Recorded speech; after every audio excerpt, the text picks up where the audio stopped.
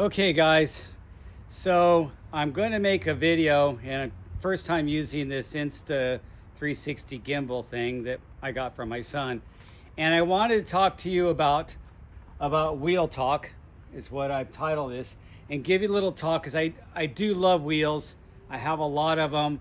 I'm switching them out on my bikes all the time, so I want to give you a little bit of my perspective on wheels and where I'm going with this. Okay, so typically, I get my wheels custom built, and I have them 3-cross, 32 spoke.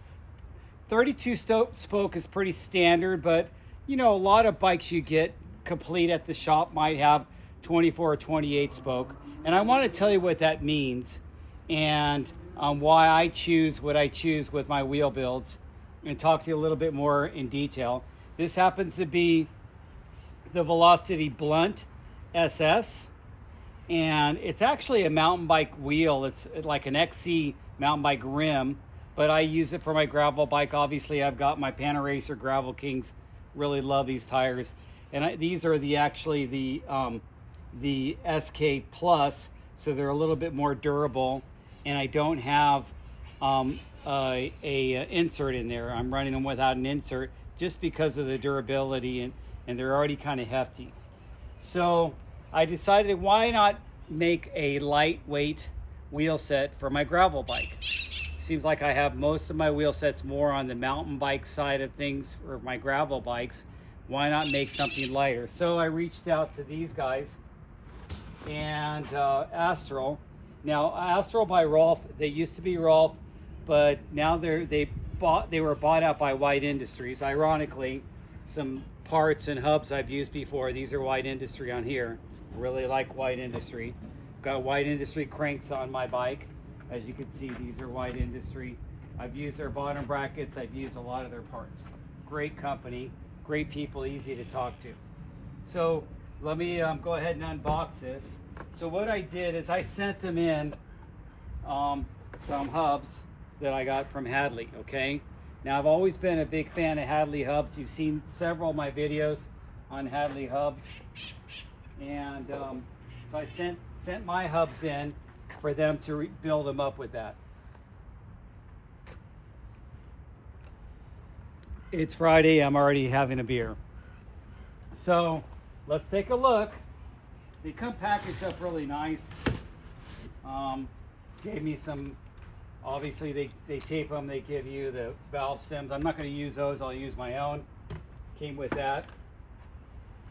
And when you pull wheels out of a box, it's good to pull them both out at the same time, because they're kind of sandwiched together and you don't want to damage anything. So let's look at the rear one first. And here we go. Look at that, beautiful. They come with these little end caps on here. So these are the Astral rims, which are the Outback rims. And it was a special edition. It's part of the reason I got them, with Cerakote. And it's a gray Cerakote. I think it'll go good with my mountain bikes. I mean, my gravel bikes. Sorry, I'm stuck on gravel, mountain. And I got them center lock. Now, I've never had Hadley center lock. All my Hadley hubs have been just the regular 6-bolt. So I wanted to try the center lock. And I guess it's kind of windy. So I got center lock. And one thing I want to point out, it's not just with Hadley, but it's with other hubs too. With my White Industry hubs, they use a titanium free hub body. So that's kind of nice. You have less chance of really boogering it up to where you have to replace it, which I've been pretty lucky. I've never really had to replace it. I'm very careful with that. I don't grease my free hub when I put my cassette on there, but I've always made sure I get it really on there nicely, and I don't have any issues with it. But Hadley and White Industry make titanium free hubs. I don't know who else makes them with titanium, but I know those companies do. So that's the Hadley hub. And if you look, the flanges are really wide, considering it is a 142. Not quite as wide as my Onyx, but it's still pretty wide. And it came out really nice. So I talked to the guys over there and they helped me think this through and gave me a lot of information. I want to give that information to you right now. So I went with a 28 spoke and a 2 cross. So let me explain what that means. 28 spoke obviously is what it means, less spokes instead of 32 like I have on most of my bikes. 2 cross also means that the spoking pattern only crosses the other spokes twice as opposed to my 3 cross. So what does that entail? That basically makes a shorter spoke and less spokes. What that'll equivalent to is a lighter wheel.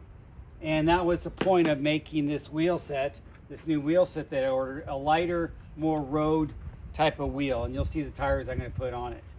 So 3 cross, there's an advantage to that too. It's a longer spoke, and it crosses 3 times. And what that also has advantage of is it's going to give it actually a little bit more strength, obviously, because it's crossing 3 times, a little bit more strength, but not all on the strength. It's actually going to give it a little more give than a 2 cross. The least amount of give would be a radial spoking where it doesn't cross at all. That would be your least amount of give, because you think engineering wise, it's just relying on that tension. So this has less give, but lighter weight, a little bit more give, and heavier weight, if that makes sense. And when you're going on, when you go really low and you go to like a 24 or 20 count spoke, you're getting the really light weight, but you're also sacrificing the suppleness. Now, you may not only sacrificing the suppleness of the give, because you want the give coming down on the wheel this way, but you're also sacrificing a little bit of the flex the lateral flex. So when you're going hard into the corners, that may be a little bit more flexy than a wheel that has the kind of the Goldilocks amount of spokes. So I'm hoping the 28 is the Goldilocks amount of spokes between a 28 and 32. I'm just used to 32 all the time, and that's what I've always done. Now, the other thing I consider, because all my wheels are custom, is the nipples. When I go with the nipples, first, what material? Now, on this bike, I knew that I wanted to have some nipples that were going to be long lasting, and we're going to take it to the fact that this is single layer carbon rim that has some give in that area where the nipple bed goes in, and this rim was made to have some give and flex around there. So when you consider the nipples with this type of wheel build, when I talk to wheel builders, talk to Benny over there, he says you got to go brass nipples. The other thing I thought about is how that's the material, and also the length. I went with the longer. I usually go longer nipples on everything. As you notice, these ones are longer nipples, the 16 millimeter, and also these, I told them to do the longer nipples too. And those are I think these are the 16, but these are a different company. These are the Sapin. So longer nipples. And then one more thing I kind of skipped over it, but I want to go back to it, is your spokes. Now, what are you doing with the spokes? Are you going to go with a straight gauge, which means it's just a straight spoke, there's no butting to it, or a double butted? And if you look at the double butted actually gets a little bit thicker close to the insertion with the nipple, and also thicker where the J insertion is to the flange of the hub. When you go with a straight gauge, you've got no butting. Most spokes you get are double butted, but they do have straight good because they're less expensive, they're easier wheel to build. You go with double butting, there's different double butting profiles. There's real extreme double butting where it goes down into a real thin center, and then there's ones that don't go quite as thin, but on the end they're all going to land at the same diameter where they go into the nipple. Obviously they have to be the same diameter. Multi-butting, they even do some of those where they go into 3 different profiles. I've never bought those multi-buddy. I've always bought the double buddy, and then I've kind of got the middle of the road or the ones towards the lighter side.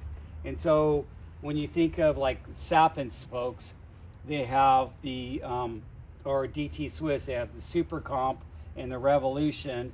Sapin has, I can't remember the name of the Sapin, but these are actually Sapin spokes on this one. But I got the one that was the thinner butted out of the 2. So it's double butted, but it goes to the thinner profile. Bladed spokes are just like they sound. So the budding is still at the end, because in the center of the spoke, it's flat, it's bladed. But then they have to make sure when they're building that wheel that they blade it in the direction of your wheel, and to get that maybe additional aerodynamics.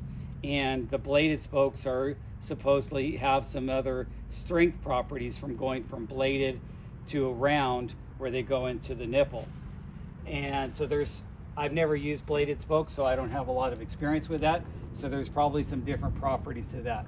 But I'm landing right here in the double butt, in the thinner double butt. As I'm 160 pounds, I'm not too concerned about too much flex.